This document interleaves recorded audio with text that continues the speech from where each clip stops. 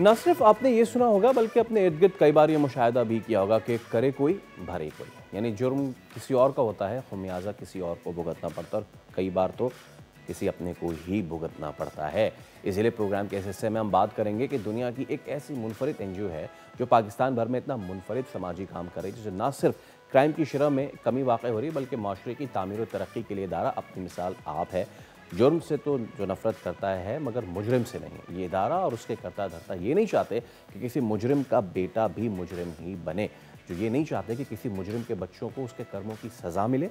ये इदारा मुख्तलिफ जराइम के मुर्तकब अफराद के बच्चों की तालीम और तरबियत के लिए मिसाली काम कर रहा है और उनकी स्कूलिंग से लेकर प्रोफेशनल क्वालिफिकेशन तक माली और अखलाकी ताउन करके उन्हें माशरे का एक बेहतरीन किरदार बनाने का बीड़ा उठाए हुए है।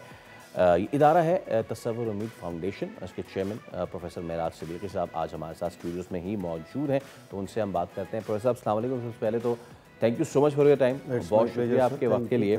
और मुझे ये बताइए कि ये जो काम कर रहा है आपका इदारा, कब से कर रहा है, अब तक कितनी सक्सेस स्टोरीज़ जो हैं वो आपके सामने आ चुकी हैं? देखिए, एक्चुअली तसव्वुर उम्मीद फाउंडेशंस के मुख्तलिफ प्रोजेक्ट्स हैं जो 97 से हमने पाकिस्तान पे, इसका मकसद 100% लिटरेट पाकिस्तान बनाने की एक कोशिश थी। जब पाकिस्तान पढ़ा लिखा होगा, किसी भी मुल्क के तरक्की के लिए, उसके इस्तकामत के लिए, उसकी मजबूती के लिए तालीम याफ्ता कौम और यूथ का होना ज़रूरी है।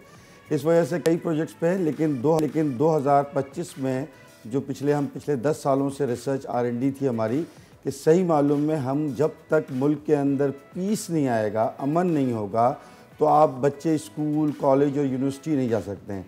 सबसे बड़ा मसला ये था कि जो लोग मुजरिम थे, सज़ा याफ्ता कैदी थे, एक तो उन्होंने अपने जुर्म की सज़ा आइनी तौर पर जेल में वो ले रहे होते थे, लेकिन रिसर्च के मुताबिक सबसे ज़्यादा सज़ा जो मिलती थी वो उनके बच्चों को और उनके अहले खाना को मिलती थी।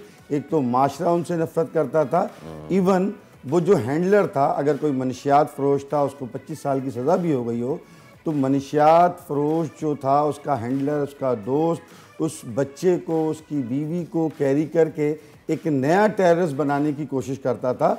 आप देखें, यूजुअली 85% ऐसा होता है कि डॉक्टर का बेटा डॉक्टर होता है, एंकर का बच्चा एंकर ही होता है। इसी तरीके से कोई कातिल का बच्चा भी तकरीबन टेररिस्ट की तरफ जा रहा होता है। तो हमें सबसे पहले इस बात की ज़रूरत थी कि पाकिस्तान के अंदर अमन कैसे आए। हमने पूरी दुनिया में रिसर्च किया और इसके बाद इस प्रोजेक्ट का नाम पैगाम पाकिस्तान के लिहाज से पाकिस्तान में इंट्रोड्यूस करवाया। और पैगाम पाकिस्तान का मतलब ये था कि दुनिया में पहली मर्तबा पाकिस्तान एक ऐसा इनिशिएटिव कर रहा है जो दुनिया में कभी नहीं हुआ है। ये वाहिद प्रोग्राम पाकिस्तान का है जो दुनिया में अमन लाने के लिए एक कारगर साबित होगा। सब्सक्राइब करें और बेल दबाएं ताकि कोई खबर रह न जाए।